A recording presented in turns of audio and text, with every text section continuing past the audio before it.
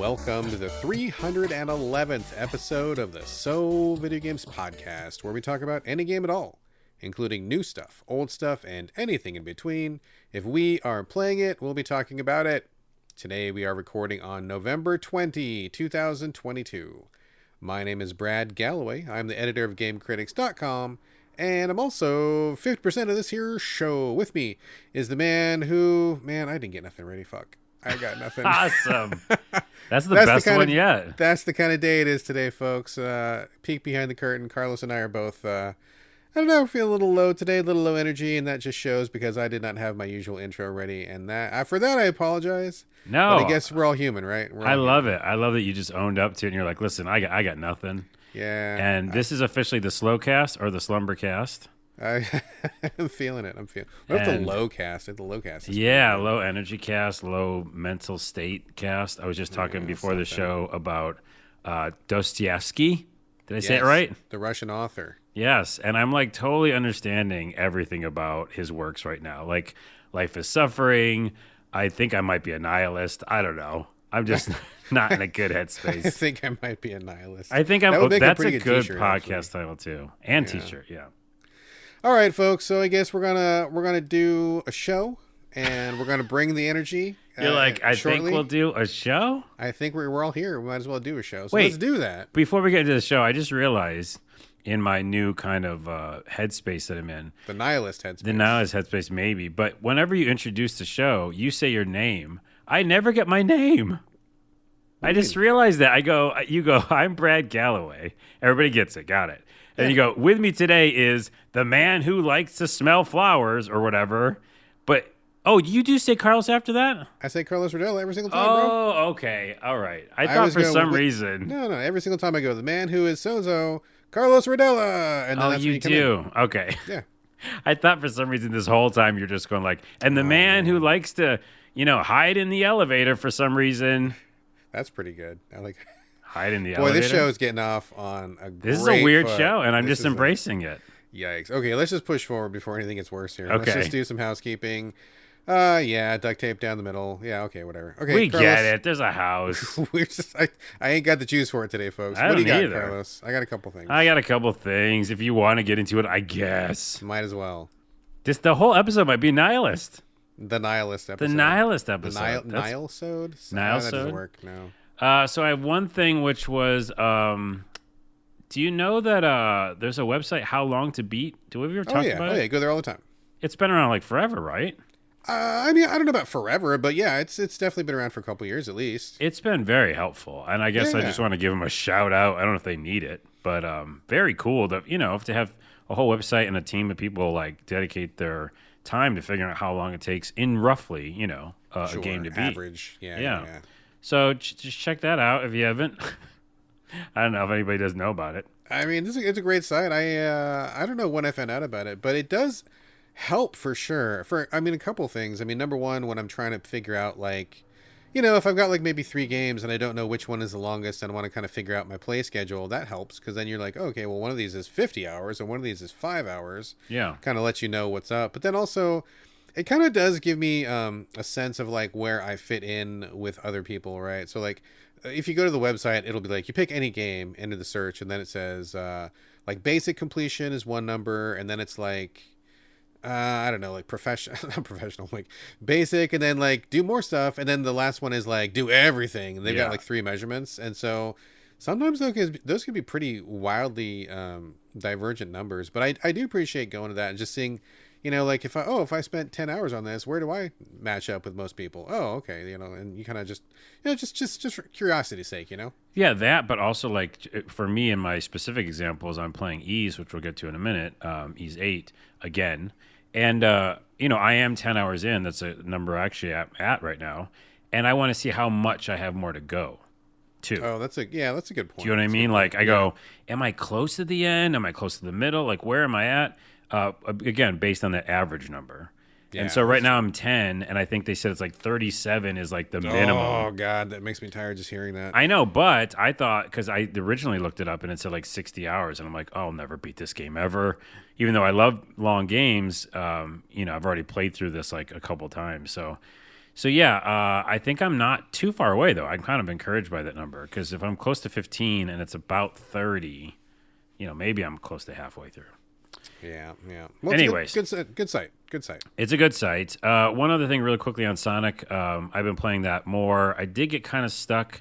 There's a couple bosses that are Sonic weird. Frontiers is what we're talking about? Sorry, Sonic Frontiers. Okay. Everybody's talking about it. There's Everybody's talking about it. some sort of controversy with Donkey, but I'm not getting into it. I don't know. There's something happening with that. But what I wanted to bring is, I don't think I really talked about this on the last time I mentioned it, but it's a sad game.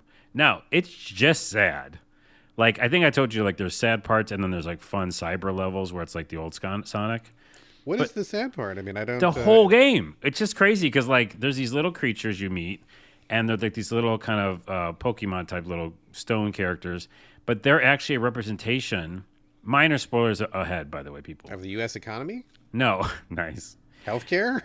Yes to all of those, but they're, like... You get these flashbacks of them, and they're actually had... In the past, they had these...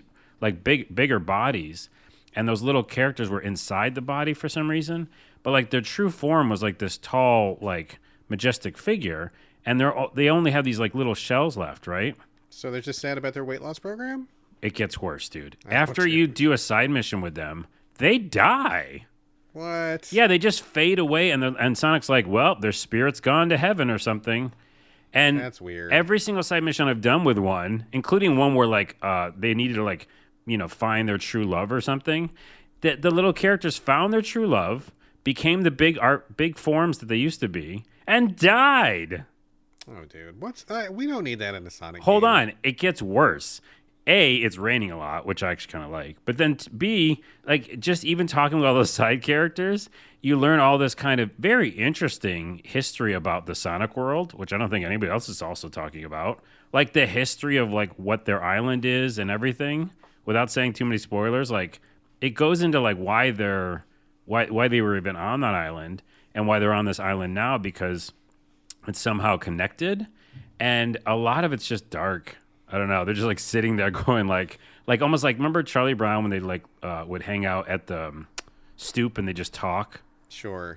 There's like moments like that where like, well, I guess that's just how it is.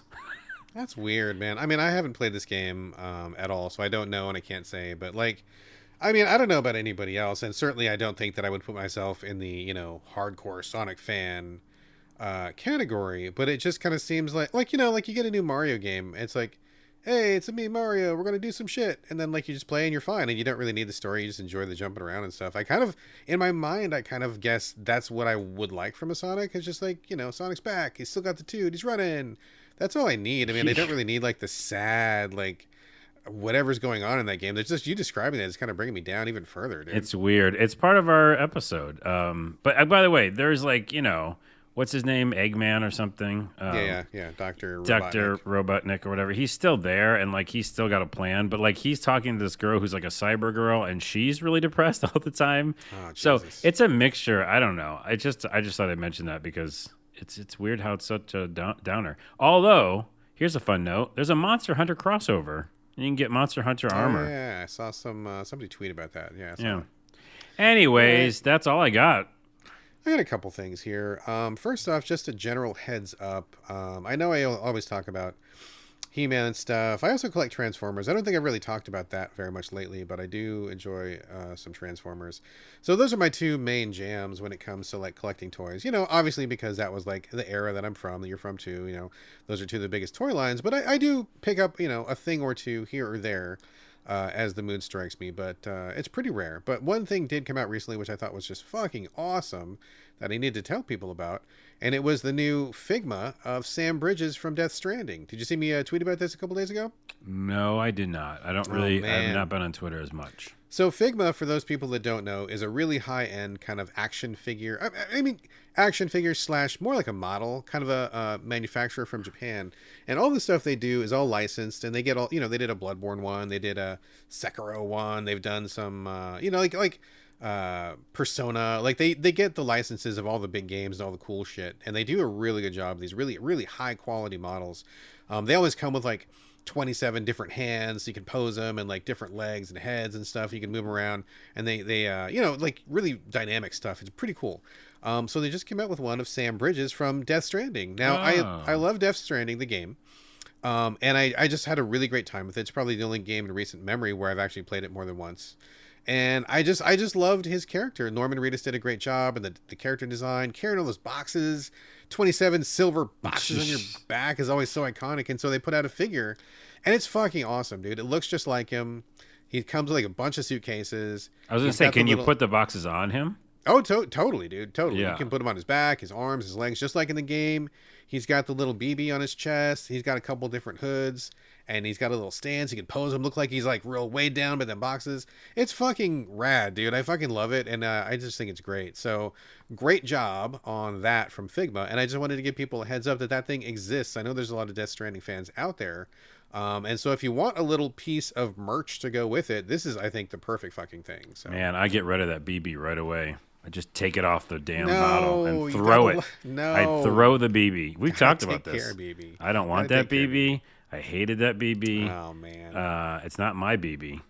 Not my BB is another good episode. This is not your BB. That is true. But by the way, that is kind of, again, back to Sonic Frontiers. That's why I said it was like Death Stranding. In the very beginning, it's just raining and a bunch of like open landscape. It's kind of weird. All right, well, check out that toy. What else? Yeah, that is good shit. So also just heads up, also we just recently started an Instagram channel for the So Videogames podcast. Yeah. We have not previously been on Instagram before. Excuse me. And with all of the drama and trauma happening at Twitter right now, which seems stable for the moment, but who knows how long that's going to last.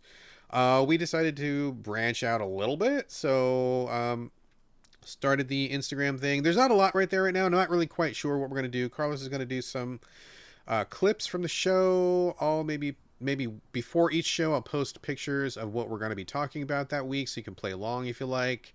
I don't know, just game related stuff, anything like that. So that's another way you can get in touch with us if you would like to, so go ahead and check that out. And by the way, that's a great idea to just have you post pictures of the games we're talking about. And then, yeah, I'm going to make a clip. At least, I'm just going to like say at least one from each episode. Okay. And that'll just be kind of like a little audio clip with text that we can put up there. Just a little something like that. So I will check in on that as often as I can remember. And if you are wondering, or if you'd like to follow us or just check it out, it's So Video Games Podcast on Instagram. So check that out. Yep. Last thing that was kind of a housekeeping, kind of a tangent, kind of a discussion. So I'm friends with Gene Park, who works at the Washington Post. Do you know Gene Park? I don't. He was a staffer at Game Critics a long time ago. Love Gene. And then he went on to become a actual writer at the Washington Post, one of the largest, most prestigious newspapers in the world. And I take full credit for that. As you should. Thank you. So Gene is a great guy. And he is doing some games coverage for WAPO, as they call it, I guess. And it sucks because Gene is wonderful, and I love Gene forever and ever. But man, people come after his ass like nobody's business, and I feel bad for him because as much garbage as we take on Twitter, Gene takes like 10 bazillion times more, just because he's such a prominent figure, and I don't know, people just want to take him to task all the time. It must be exhausting. I feel really bad for Gene because he's a nice guy. But recently he talked about Elden Ring, and it was this big hubbub about narrative and storytelling. Did you catch any of this when it was blowing up on Twitter? Nope. Okay. Also, I need to just really apologize for a minute because I don't know what the hell's going on, but like I've got this tickle in the back of my throat that just popped up like 5 seconds ago, and I am like trying really hard not to cough directly into the microphone. I'm so sorry. Just cough to the side like I will. Chocolate rain. Like chocolate rain. Chocolate I will do rain. that. I will. Don't make me laugh, dude. It's gonna take my throat. I'm drinking water. I don't know what's going on, but so I apologize if I'm hacking and coughing a bit more. Hack away. Anyway, this is the Nows episode. Who cares? Who cares? I know. I just don't want to like hack in people's ears. I'm sorry, folks. Okay. Anyway, so he was talking about storytelling, and I guess the Elden Ring got nominated for narrative at the Game Awards or something. Are you following the Game Awards, Carlos? No, I mean, I'll watch them, but I hate all that nomination stuff. I'm like, just show me the show. I don't need to know the extra stuff. So it got nominated, and then there was like a whole big hullabaloo, and Gene kind of stood up for it. Now, full disclosure, Gene is a brilliant guy, and I think that in like 99.9% of the time, he and I agree. And in fact, even on this issue, I think we kind of agree. I think what it's really coming down to is like semantics.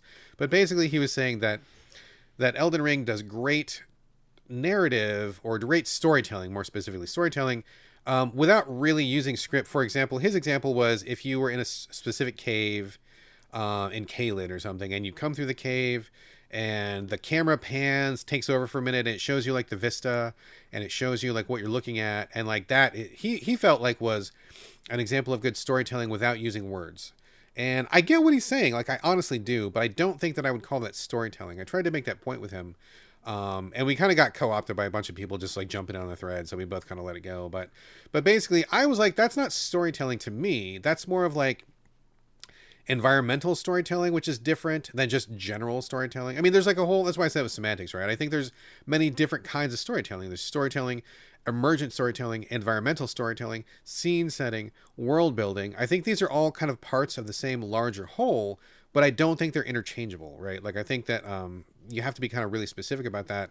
And if I was doing an Elden Ring character coming through a cave and looking at a vista, that to me is not storytelling. That's like scene setting or something like. And I think Square or not Square. Jesus Christ! Wow, what a show! Not Square. FromSoft. I think they're aces at scene setting and world building and environmental storytelling. I think they're great, but they're rotten at just regular storytelling. I think it's one of their weakest qualities. And so we kind of got into that. We're not going to solve it here or anything, but I guess number one, I wanted to throw it out to the listeners and see what they thought about that. Do you feel like storytelling is just kind of one thing? Do you see a difference or any value in a difference between those different types of storytelling, or what's your take on that? Do you feel that Elden Ring is great at storytelling? Because I don't think it is. I think it's terrible at storytelling, but I think it's great at world building, emergent storytelling, environmental stuff, but not regular storytelling. And also with all that, I mean, what do you think, Carlos? I mean, you played Elden Ring as well. What's your take on that? Yeah, I'll just chime in for a second and remind everybody this is the Nihilist episode. So you're going to get a Nihilist answer. Oh, shit. Let me give you a regular practical answer, and then I'll give you the Nihilist answer. The regular one is, I don't think it's narrative at all. I think that you can have world building that you derive your own story from, and when that's done well, it's really fun, you know. I can't think of a game I just played, but I played a game recently where there was not much storytelling, but it was all about like the world itself. And I told my own stories, you know. I mean, even something like Vampire Survivors, right? Like it's just a mechanic, really. But you could be like, tell your own little story about like, oh, I went to the castle, and you know, I don't know, make up your own kind of narrative in a way. But yeah, I think that Elden Ring is not. I don't think that should be nominated for that at all.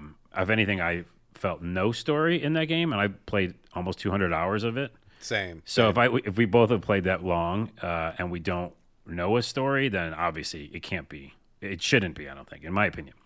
But the answer and the nihilist answer is, who fucking cares? Because I don't even like the awards idea anymore. Like, I don't like awards. I don't like any of that stuff. The only reason I like the award shows is because I get to see new trailers. Like, I want to see new experiences I get to have. Definitely the biggest draw. That's really it. You know, I don't want to hear people get awards, and I don't even care about awards, period. And I think the minute we get, just like the Washington Post thing, the minute we get around a topic and we all have like an opinion on it, we're just fucked.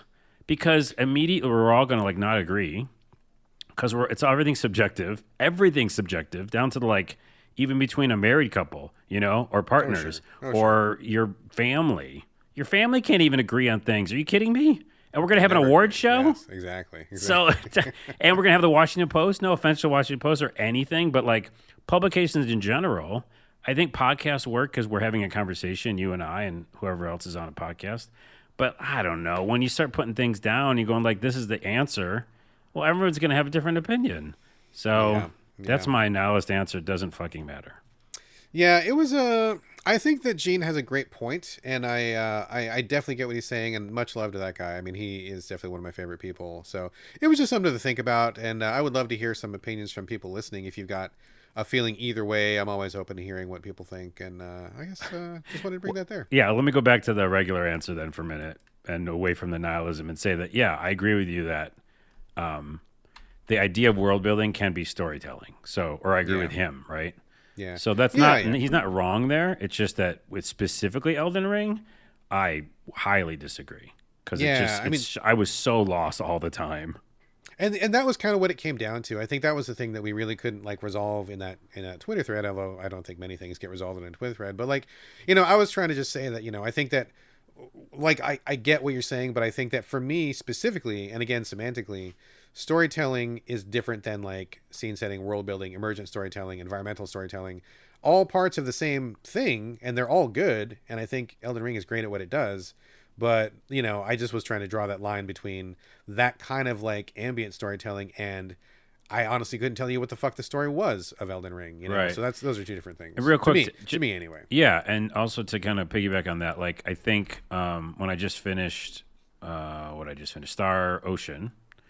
Yeah. That game, it went too long. I had said that before. I think it went way too long. But up until a point, maybe like 3/4 way through, I mean, that was intense storytelling.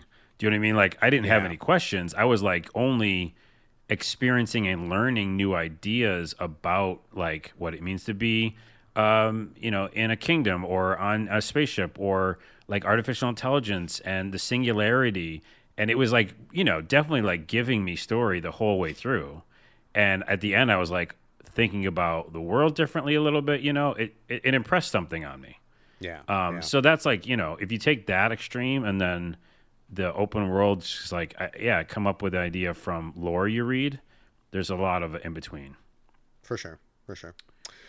All right, that's all I had for the housekeeping. Anything come to mind while we were talking there, Carlos? You ready to move on? No, let's burn down the house. I'm in the nihilist mode. Let's just burn the house down. Burn the house down. All right, let's get into the main content of the show. Carlos, you're gonna have to remind me. This game that we've talked about before, you played before, but there's a brand new version. It's Ys 8. What is the subtitle? Oh, Dana, Lacrosse. Oh my God. Lacrosia, Dana of Lacrimosa. Lacrimosa. Jesus, we are the worst podcast ever. Nope, I'm not gonna. You look it up. I'm not gonna. Okay. So Ys 8 just came out with a brand new, revamped PS5 version, shiny and new. So you talk about that, and I will look up this title. Take it away, Carlos. Lacrosia, Dana, Lacrosse. There's this girl Dana in it. Anyways, so I started this game twice, which I've talked about in the show.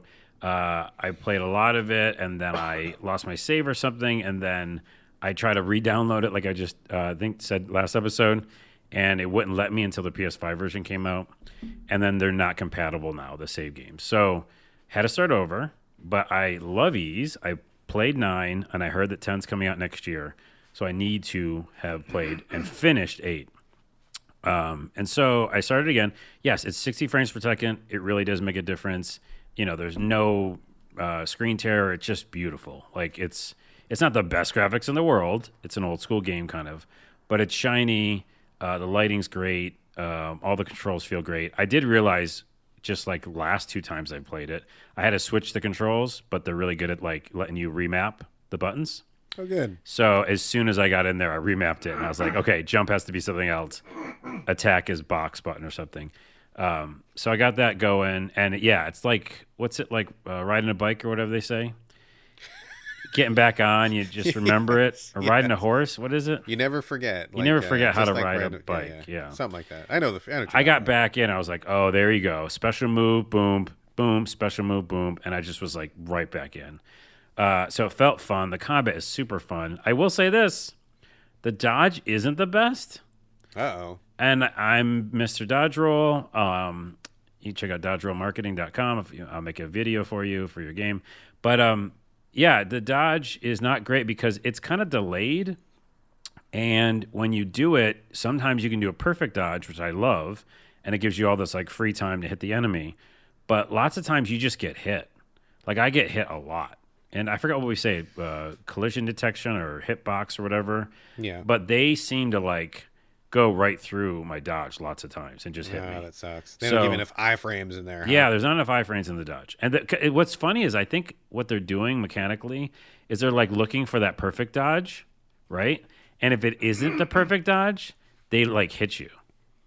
So that sucks. I mean, yeah. Yeah, that sucks. It's almost like it's not forgiving enough. Anyways, I still love the game. I am, again, like I said, about 10 or 11 hours in. I just, at the time of this recording, I put the controller down right before. I just got back to where I was when I played it last time. And how long did it take you to get there? Yeah, about 10 hours. 10 hours, okay. Yeah, but now I know because I go, oh, I haven't seen that particular scene. You know, like, gotcha. I'm right back. Yeah. Right. So let me ask you a couple questions, Carlos. So first off, it is Ys 8 Lacrimosa of Dana. There's Dana. I knew Which she is was in why, it. Yep. yeah, well, we didn't remember that. Dana's But a character that later on, spoiler, you can actually play as a different character in this game. Yeah, I know about that. I don't know what Lacrimosa is, but okay. It's a thing. All right, it's a thing. So, just as a quick reminder for those of us who are not as well versed on E's, so this one is from a while ago. It's from, I want to say 5 or 6 years ago, maybe longer than that, right? 2016, I believe. Okay, so longer than that. And is this real time combat? Like, what kind of Yep. perspective? Like, give us just a breakdown of like the mechanics, because I'm not. Whenever you say E's, and this is dating myself like hardcore, but whenever you say E's, I remember TurboGrafx Ah, looks like Zelda walking around bumping people with your sword. That's what I yeah. think of whenever I think of E's. That's And I know E's it's book come a 1 long and 2. way. Yeah, that's E's Yeah, book 1 yeah. and 2. And at some point, they just went to the action style with even like the chibi graphics and stuff, and then they never looked back. So it's always been action after like, I don't know, 4 or 5 or something. Okay. And there's very many versions of like the game, so it gets kind of confusing. But basically, like what I want to do is 6 and 7 are on Steam. And they are, again, those chibi graphics, kind of smaller characters, but action RPG style. Almost identical to what I'm playing in 8. And then 9, which I played, is that same style too, which is just run and gun. All your teammates are attacking. You can set them on offensive or defensive. It's really simple. They're really good, by the way. Like, they're very good teammates. Like, they don't, like, mess up a lot. AI is pretty effective. AFI is very effective because basically, like, I'm not even feeding them health potions a lot. Like, they take care of themselves. They are smart. They don't like go in. I don't think that's ever mentioned, but that's very good. So yeah, it's been like that for a while now, many games, and so I'm excited to finish this one. So go back and play 6 and 7, which is also that same style. And 10, bringing this up, is going to change the style. They said. Finally. Is this one coming up? Yeah, the one next year. So they're going okay. to kind of go back to basics. I don't know about back to basics, not 1 and 2 for sure, but they're going to change it That would up. be really amazing if they did that. If they went back to you You just bump looking like against. little chibi. Yeah, you just bump into things to attack them. No, I think they're going to, maybe to a fault, I have a feeling they're going to jump into some of that soul stuff. You mark my word, I think they're going to do something. That would be wild if they did like a Souls-inspired combat. I think they might do something like it. You watch, mark my words. Anyway, so that's going to be 10. So yes, 8 is basically action RPG. What is the story? You're stranded on an island, mysterious island, a bunch of monsters there. You're trying to figure out what's going on. But the main key component of this game, which isn't in 9, is tower defense. Have we talked about this?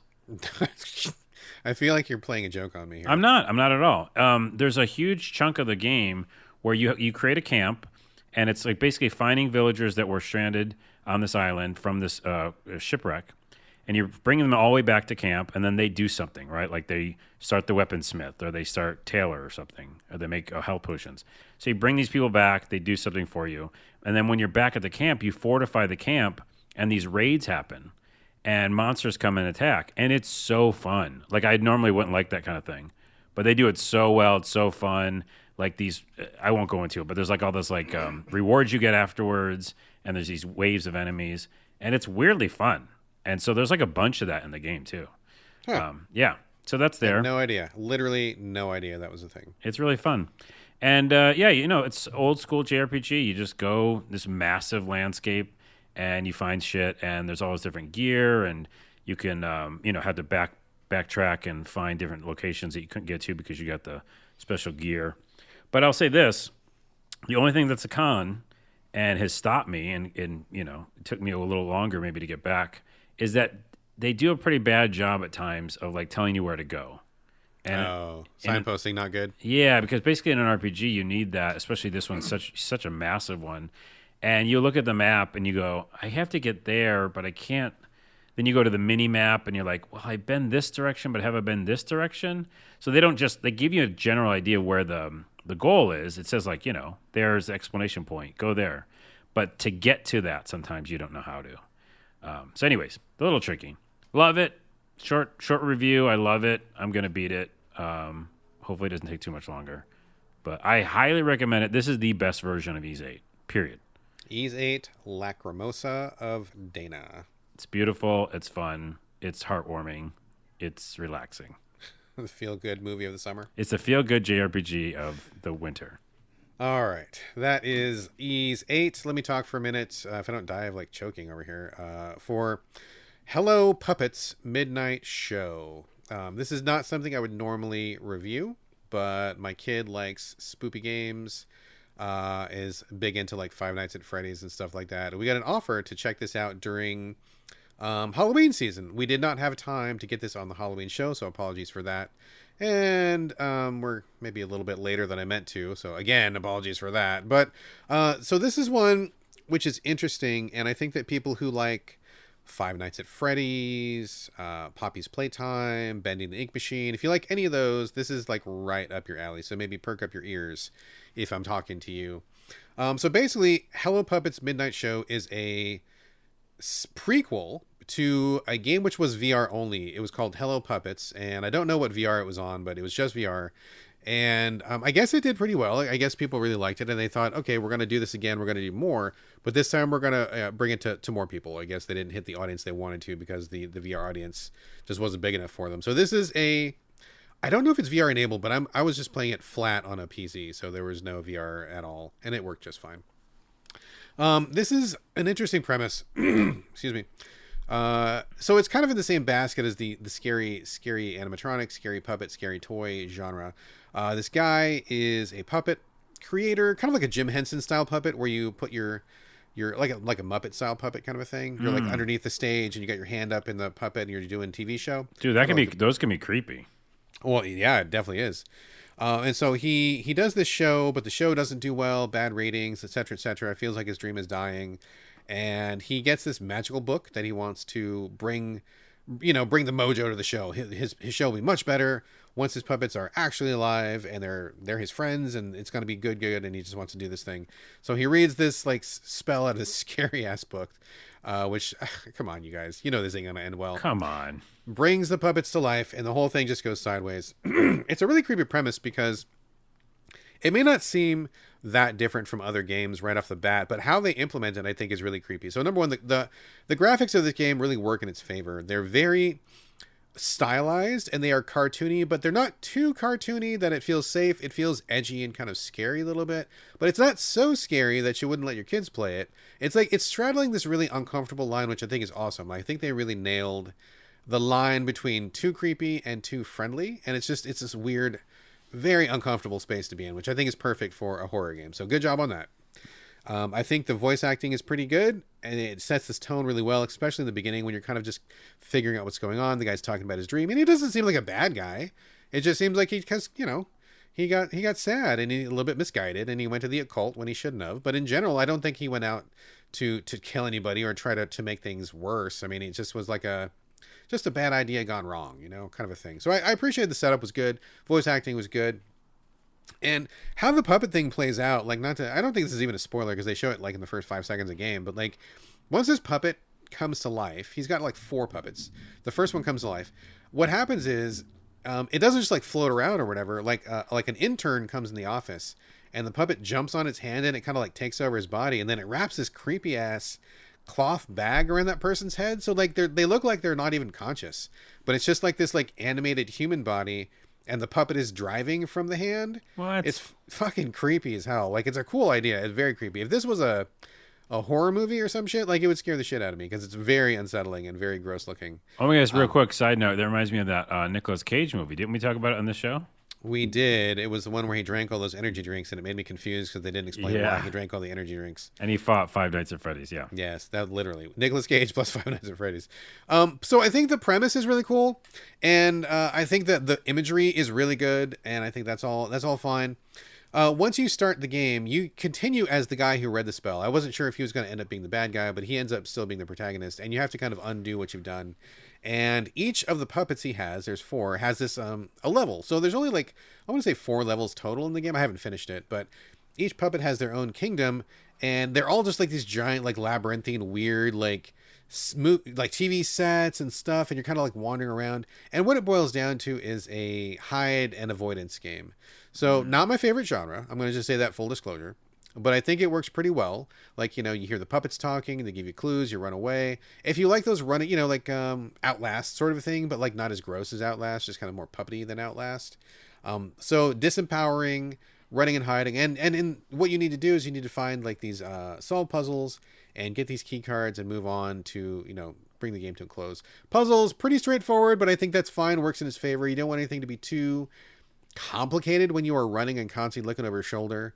For example, one of the very first puzzles is a see and say. Do you remember those toys back in the day, Carlos? 80s, like a see and say. You mean speak and spell? That was the other one too. Yeah, where you pull a string, a little dial turns, and like an animal will like make a sound. Oh, that one. Speak and spell is much more complicated. And they're related though. High-tech. The same bunch of toys in the family, but yeah. The CNC was the basic one. Okay. Speak and spell was like when you got a little older. But anyway, so that's like one of the basic ones, right? So it's kind of going with the kids theme show, the puppet show. All the puzzles are kind of like in that basket. Hey, wait, is that the sound of it? No, it's not. That sounded like one of those things. That would be funny. No, that's just my stupid phone that I forgot to turn the alarm off. I apologize. But anyway, so that's all good. Like, I feel like it comes together. I feel like the puzzles are right in the right pocket. I feel like the puppets are creepy, but good creepy in a good way. I think it makes sense to do what you're doing. I think the imagery of a puppet driving a human body is fucking gross and scary. That's scary. Awesome. Yeah. The only downside, I will say, is that I feel like it's way too hard. And I know that they've already implemented some things to make it easier. I never played the original version, but from what I gather, they added multiple lives and kind of a restart system that wasn't there before. But even so, I feel like it's way too hard. For a game like this, I think just being in the environment is enough. And being chased by those puppets is totally enough. But what happens is, like, you'll get caught like all the time. Like, you're not sure if they can see you, or you think you're safe, but you're not safe. And those puppets move fast, dude. So I feel like they need to just dial back on the difficulty and really lean into the creep and not so much on the making me work so hard to actually play your game. Because I kind of want to just play the game and just be in that world for a little bit and get the creepy vibes going. But yeah, if they dialed back on the difficulty, I think this is actually a pretty well done addition to the scary robot / puppet / toy genre. And I think that people who dig, like I said, Five Nights at Freddy's, Bendy, Poppy's Playtime, if you like all those, you definitely should check this one out. I think it's right in the pocket there. Check it out. Hey, remember that train one? We never reviewed that on the show. Oh, yeah. It didn't come out yet, did it? I think it's still... Oh, maybe it's not out yet. Okay. Yeah, the one where like Thomas the Tank Engine, but with spider legs. Yeah. Fuck, that's scary just talking all about that stuff's creepy. By the way, I still don't understand how that became a thing. Like, the whole animatronics come to life are creepy because, we both grew up with Chuck E. Cheese and stuff. Right? You went to Chuck E. Cheese's. Oh yeah, all the time, all the time. And like, if it was dark in one of the rooms, I remember like one of the rooms like would not be on or something. Yeah. And those animatronics were just sitting there like dead with dead eyes. I don't, that's fucked up. I don't want a game about that. Yeah, that's already scary enough. And clearly, other people besides us were traumatized. I mean, that's where Five Nights at Freddy's. Well, that's where it came from. Yeah. By the way, did you guys have the Beagles? Yeah, we did. Yeah. Uh-huh. Yeah, it was like the Beatles, but they were dogs. Yeah. I didn't get that reference when I was a kid, but I get it now. Oh, I think I did because they were singing Beatles songs. By the way, how'd they do that, copyright-wise? I mean, they're not around anymore, so I guess maybe they didn't do that. Nice. Yeah. All right. Anyway, so that is, what did I say it was called? It was called Hello Puppets Midnight Show. It is not VR. And it's on PC, so check that out if you like that scary genre. Over to you, Carlos, for Pentiment. Now, this is what I'm excited about. I didn't have time to get into it this week. Wanted to, but didn't. And I'm going to leave it to you to tell us about this. But this came to Xbox Game Pass, best place to play games. Is that where you're playing it? It is, because it went to Game Pass, and I was like, yeah, I already have that, so let me play it. Okay, right on. And is this, remind me, who is the developer? It's Obsidian, right? Obsidian, yes, that's right. I'm right? I love Obsidian. Yes, you were right. I was going to say either that or Bethesda, but that didn't sound right. I knew it was at that. No, yeah, because they're doing... so basically, it's made by Josh Sawyer, and someone said recently, again, this is all what I've heard, that Xbox was like, hey, we're going to do you a solid and let you like make your whatever game you want. You know what I mean? That's a pretty nice solid. Yeah, because like, we have you doing things for us or whatever and blah, blah, blah. So I don't know. That's what it sounds like because, and I'll talk about it in a second here, but this game is definitely like a singular vision of like what one person wanted to do. So I feel like it's really, Josh's baby. But anywho, what is Pentiment? I was very excited because not only do I love Obsidian, but I like the idea of a story adventure that you can affect. They really touted that idea that, this is this weird, old-timey story where you're going to be the character, but basically, the choices you make in the story are going to affect the life of this character. And so I'm always into that idea. But, we'll talk about how well they do that. Let me look up the actual time period because I didn't, because we don't do anything. I mean, it's like very medieval flavored, It's right? medieval. I just took a quick glance at it. You're kind of bearing the lead on this because the visuals is like the whole thing about this game, isn't it? Yeah, the whole idea is it's like very like parchment paper and, cartoony graphics, 2D style. Like those illuminated pages back in the day when those monks were just like off in their lonely cell in a cloister somewhere, and they're drawing these like really fancy book pages, right? Like all the stuff in the margins and all that. Yeah, well, that's your job. So basically, you're an artist that you really want to work, in this this area where you draw pictures of storytelling, etc. And you are with a bunch of other like older dudes who are doing that as well. Okay. You're basically like all together in this little, I don't know I forgot what they call it. Like a monastery or something? Yeah, a monastery type thing. And you're working on that. And so that's your job. Also, the secondary storyline that is in this game, I don't even call it a game really, is about Martin Luther, who has new crazy ideas about the Bible and God. Gotcha. And we're talking about like Lutheran, not Martin Luther King Jr. from Martin Luther, rights. who like helped with change Christianity basically. Yeah, exactly. And so the idea is you're playing in this this kind of monastery area, and you're with all these different people who are old school, like they're very old school. And this a couple of people come to town and they're talking all these new ideas, these crazy ideas. And you basically get to side, either with them or against them. It's called the Scriptorium. That's what it's called, Scriptorium, in an abbey. And it's medieval Bavarian countryside. Man, look at you dropping knowledge like that. Yeah, that's what it is. So anyways, how's the story play out? Again, cartoony style. In the very beginning, you can pick kind of one like cursive style that the game text will all be, or the original, which is each character kind of draws in their own calligraphy style. Mm-hmm. I mean, like if you meet someone who's just in the town and like, is a butcher or something, it'll be kind of rudimentary and simple, Sure. kind of scrawled. Sure. And if it's like someone fancy, it's more fancy writing. I like that. That's really smart. That's cool. And then, the story plays out as you, as a character, Andreas, there's no customization. This is like you're just kind of like. So this is his story. His story, but you're moving it along in the way that it's going to be. Gotcha. And really, overall, to kind of you jump to the end, the game is about experiencing this guy's story, shaping it a little bit, but really, it's talk about the long con or whatever it is, like the long burn or slow burn. It's really like, without spoiling it, you follow this guy's life a while. Like, it jumps at some point, and now it's like a little bit further in time. So you're really following his life as well as the town that you're in. So it's just a real slow burn, like of you just like talking to people, figuring things out, making some choices, but really it's about just the experience of like what it would be like to be back then. I have a feeling that Josh is like a history nut, and this is like telling history. So I think it's also probably good for kids too, because like you want to learn about stuff maybe. But yeah, so that's the story, and that's what you're doing. And you basically play the game where you can walk around as much as you want, but there's a certain amount of time you have in the day. And at some point it's lunch, and at some point it's dinner, and at some point you have to go to work. And so they don't let you explore the whole world like an open world RPG. It's like you can explore as much as you can in the time that you have. So that's kind of a con in my opinion, because around every corner there's a new character and a new like story to learn, Is it like one of those things where and again, I haven't played this at all, I'm just spitballing here, but is it one of those things where you have to kind of like pick and prioritize who you want to talk to because there's not enough time in the day? Like, yeah, exactly. Is it kind of like a Persona sort of thing where if you talk to person A, you further that relationship, but then you miss out on the relationship with person B sort of thing? I could have led with Persona, because it's very similar. Gotcha. And by the way, it's someone in the online said having a university degree in theology might help a lot. Oh, dude. Okay, because wow. there's a lot of theology. There's a lot of people having important discussions about what everything means. I'll say this: here's a couple cons, as you probably already can tell in my voice.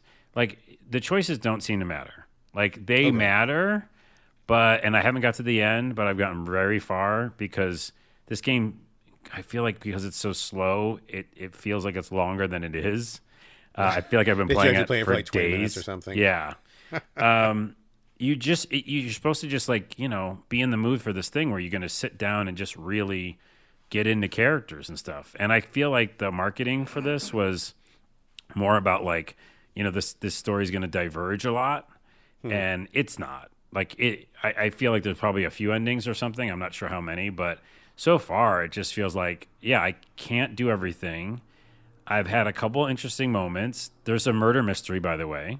And so it felt like Ultima 7 at times, Okay. All where you right. go in and, you've got to figure out what's going on. I felt the injustice, the, little, injustice ideas happening, or like, oh no, this person's going to be wrongfully accused or something. And I just got bored. And I did not think I would, weirdly enough. Interesting. I think Okay. it's beautiful. I think it's smart. I think they did a lot of really cool things. There's no other game like it, Um, I again, it's really, really focused on theology and like this time period. So it felt like a history lesson.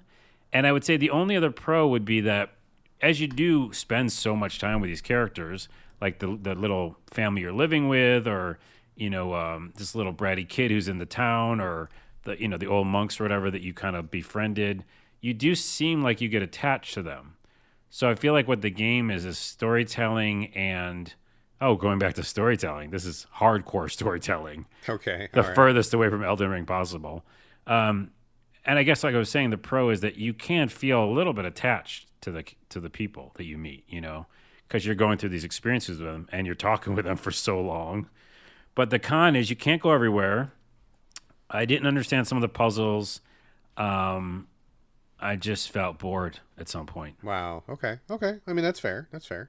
Yeah. I think I remember the trailer for this, and I love the art style, and that's what caught my attention. But I couldn't have told you like what it was going to be about. And I mean, it seems really experimental and really interesting in some ways. So I mean, it's on Game Pass. I'll definitely check it out just to see. But yeah, I mean, I don't know. I mean, sometimes these little passion projects from people are just like amazing, and sometimes they're just like maybe just really meant for that one person, and you just get a peek inside of what they wanted to do, and you don't really feel brought into it. So, you think maybe it was just this guy's personal pet project, and if you like it, cool, and if you don't, that's okay too. Well, I got to say this. There's like reviews that are 10 out of 10 for this game. Really? Okay. Yeah. So take my words with a grain of salt, because it's just how I felt, and maybe again where I was in the moment, where I didn't want to just be reading a lot, because there's a fuck ton of reading, bro. You know what I mean? So maybe I'll be at a different headspace at some point. Want to go back, and I Yeah. think if I do finish it, like I said earlier, I probably will like be like, wow, that was a good story they told me, or that I went through and I lived through. But yeah, I don't know. You just have to be in the right mindset for it, because Well, again, like you said, yeah, slow burn. Like it's if you're a not ready super for a slow slow burn, that can be torture if you're not up for that. yeah, I mean, there's so many reviews that are like, yeah, they couldn't do anything better. Like it's perfect or something. And I'm like, I think I can't disagree, because it's not like anything's wrong with it. No bugs, no slow parts. Like I was just moving along, and it was doing what it was supposed to do. Yeah. But for me, that wasn't enough. Well, sometimes it's all about the right game, the right time. You can have the best game in the world, but if you're not in the mood for it, it just doesn't click. You got to either put it down, come back to it, or just wait till you feel like you're in the mood. I mean, I can think of a couple games like that where it seemed like it was going to be my jam, and I just for what the moon's not in alignment, or I didn't have my vitamin C that day or something, and I just wasn't in the mood for it, and it's just not going to hit. But then when you come back to it, you're like, yes, I am now in the mood for this. I want to do this now, and it all just kind of hits different. So. Well, let me say one more thing, because I think this is the crux of it. I just thought of that. Is that I just think that they would have talked less, because seriously, if you think about it, and I'm like going through my whole like maybe even 5 hours already of it, like it was just painstaking sometimes, because the discussions would go on way too long. But I got what they were getting at, Right, I got the yeah. idea that I was, trying to make this manuscript. I got the idea that this guy came to town and was like preaching crazy new ideas.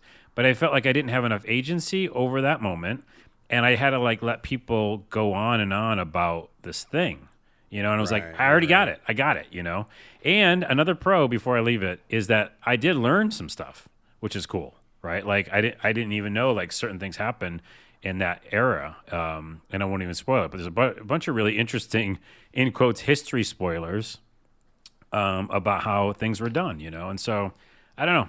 I'm mixed about it, but I definitely did get bored. I mean, if nothing else, it seems like a great experiment to kind of just check in and check out, and it's on Game Pass. So if you have Yes. Game Pass, it's quote unquote free, which Yep. we know what that means. But you know, download it and just see it. Maybe it's your jam, maybe it's not. But I mean, if nothing else, it sounds like pretty wildly unique. I mean, it It's sounds like wildly nothing unique. else. Yeah. Yeah, yeah. And I Okay. highly recommend people check it out, period. All right, Pentiment on Game Pass. I think I downloaded it, but I got to make some time. So that is, I am You got to very make curious some now. time. I mean, a lot of time, I gotta a make lot of some reading time. time. All right, let me take over for a second here. We're going to circle back to a game we talked about last week, Shadows over Loathing. So, if Oh, you listen yeah. if you listen to last week's episode, then you know the whole story. If you didn't listen to last week, just really a quick recap. West of Loathing from Asymmetric is one of my favorite games of all time, and they stealth launched the sequel, Shadows over Loathing last week. They were working on it for like 5 years, didn't say anything to anybody, and then all of a sudden, like, boom, it's done, here it is, go. And, you know, whoa, really? Like, that's amazing. I love West of Loathing, and I really was very, very excited for this game. You got a code, you played it, you talked about it last week. And I got a code also, but unfortunately, I got hit with a bug that was hitting. It was not a huge bug, but there was definitely a not zero number of people who were suffering from the same bug where the game just would not launch. I don't know exactly what it was, but I got in touch with the developers after the show, and they sent me a fix. I believe they've patched it by now, but there was a specific fix. I had to go into the Steam menu and like put a little like force start code or something or whatever. I mean, it wasn't a huge deal, but you know, like you just want your game to work when you play your game. So anyway, long story short, I did have a chance to finally play the game that I was so excited to play, and now I'm here talking about it. So Carlos, quick circle back for you. Have you kept playing Shadows over Loathing, or what was your last take on it? I know we talked last week, but you still chipping at it, or you bounce out? I jumped to the two games that I'm talking about today, or actually three games. So I haven't went back to it, but I did get pretty far. So I'm interested to see where you got to, because before I stopped playing it, I did get, I think, pretty far. Okay. But yeah, to recap, I thought it was weird and funny, like I thought it would be.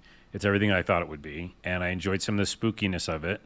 But I did find some of the early combat like tough, and I felt like questioning why it was so tough. Yes, I had that same experience. So I will touch on that in just 1 second here. So, okay, so just as a quick recap for people that don't know, the Loathing series, I mean, you have more experience than I do with it because you played Kingdom of Loathing. But basically, this is a 2D open world RPG, but with stick figures. Everything is like line drawing and stick figures. Tons of dialogue, tons of choices, lots of puzzles. And like, I think humor is clearly one of the biggest selling points of this game. It's really funny. I mean, humor is subjective. Maybe not everybody is going to hit the same way. But for me and my sense of humor, I laugh constantly in this game, like really genuine humor, jokes landing, clever stuff, just really wink, wink, nudge, nudge stuff that I feel like really works. So I think it's really great. And so with that premise, they add some Lovecraft stuff on top of it. Shadows over Loathing, clearly a reference to Shadows over Innsmouth, one of the most famous Lovecraft stories. And I love this game. I love these developers, and I love Lovecraft. So that seems like a match made in heaven. So what is my experience so far?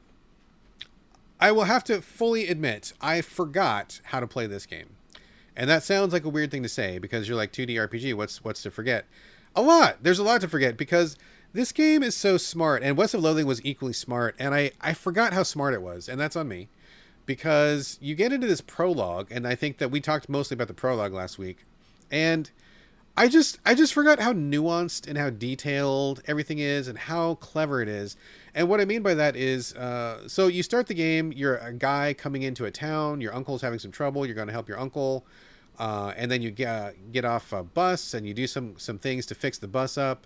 And that's the prologue. The prologue is you trying to find gas for the bus. You're stranded on a road.